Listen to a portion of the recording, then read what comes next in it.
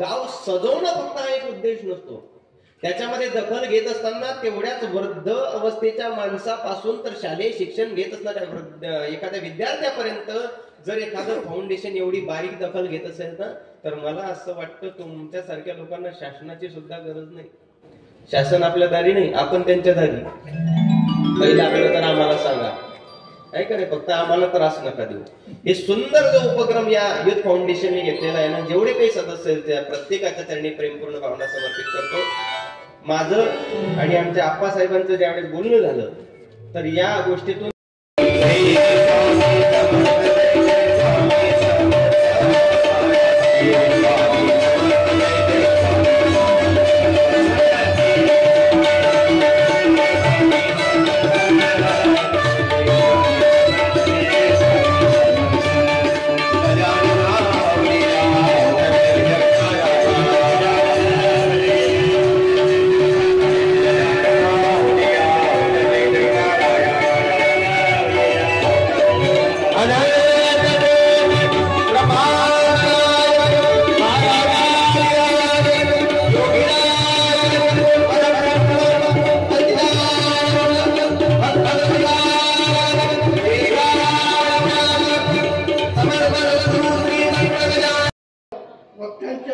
अमृतवाणीनं आणि सर्वांच्या आता एक शब्द मला तो सुचत नाही, कारण माझं आमच्याकडं आपण सर्वांनी माझा सन्मान केलेला आहे.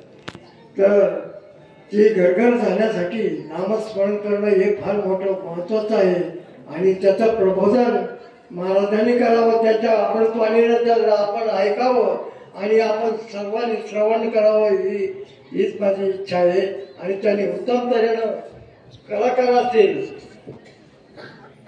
वादक मंडळी असतील, गायक मंडळी असतील, महाराष्ट्र त्याचं वर्णन करणं फार कमीच आहे, कारण मला ते वर्णन करता येणार नाही. तर सर्वांचे मी आभार मानतो. माझ्या ग्रामस्थांचं, माता भगिनींचं मी आभार मानतो. त्याचप्रमाणे मस्तक हे पायावर आहे माझ्या माता भगिनी, फक्त पत्नी सोडून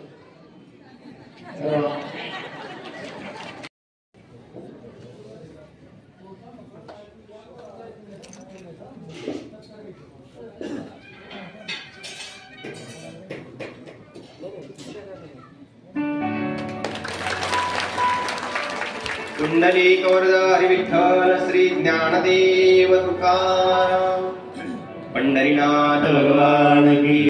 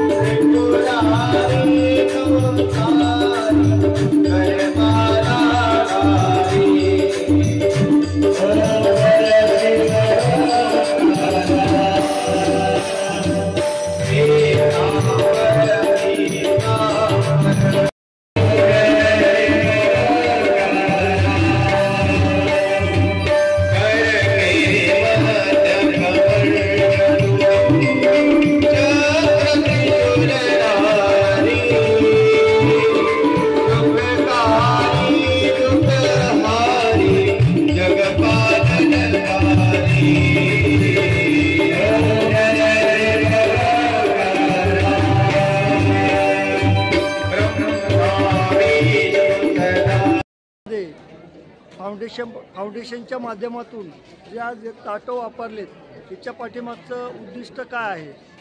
सर्वांना नमस्कार. प्रथमतः मी आपल्या सर्वांना या दत्त जयंतीच्या निमित्ताने जो आपला अखंड हरिनाम सप्ताह सुरू आहे त्या शुभेच्छा देतो. आणि थोडक्यात सांगायचं झालं तर या ताटांबद्दलचा जो उपक्रम आहे आपण मागील 3 वर्षापासून सुरू आहे आणि मला आनंद आहे आणि आपला अभिमान आहे आपल्या गावाचा की या अखंड हरिनाम सप्ताहामध्ये आम्ही जो पत्रावळी वापरायचा नाही हा जो काही उपक्रम सुरू केला की त्या माध्यमातून अनेक आजार घडत आहेत आणि या प्लास्टिक कोटेड आणि केमिकल रहित ज्या पत्रावळी आहेत त्या न वापरता आपण त्या ताटांचा वापर करूयात आणि जो संकल्प केला होता आम्ही त्यामध्ये समस्त ग्रामस्थ आणि सर्व जी काही ट्रस्टी मंडळी आहेत आपल्या सीताराम महाराज देवस्थान या ठिकाणी त्या कार्यक्रमामध्ये अतिशय चांगल्या पद्धतीने मागील 8ही दिवस ताटांचा वापर झालेला आहे. जे जेवण आहे ते ताटांमध्ये वापरलं गेलं आहे आणि नक्कीच आम्हाला त्याचा अभिमान आहे की अशाच प्रकारे जी काही आपले सर्व कार्यक्रम आहेत त्यामध्ये आपल्याला पत्रावळी वापरायच्या बंद करायच्यात. ज्या माध्यमातून होणारे जे आजार आहेत ते बंद झाले पाहिजेत. अजून 1000 ताटं आपण घेतलेली आहे. येणाऱ्या काळात खंडोबांचा जो कथेचा उत्सव असणार आहे त्यामध्ये संपूर्ण गावजेवणही ताटामध्ये होणार आहे. याची आपण सर्वांना नोंद घ्यायची आहे आणि आपण सर्वांनी पण येणाऱ्या काळामध्ये या उपक्रमामध्ये सहभाग नोंदवून पत्रावळ वापरायची नाही ही अशी आमची आपल्या सर्वांना नम्र आव्हान आहे.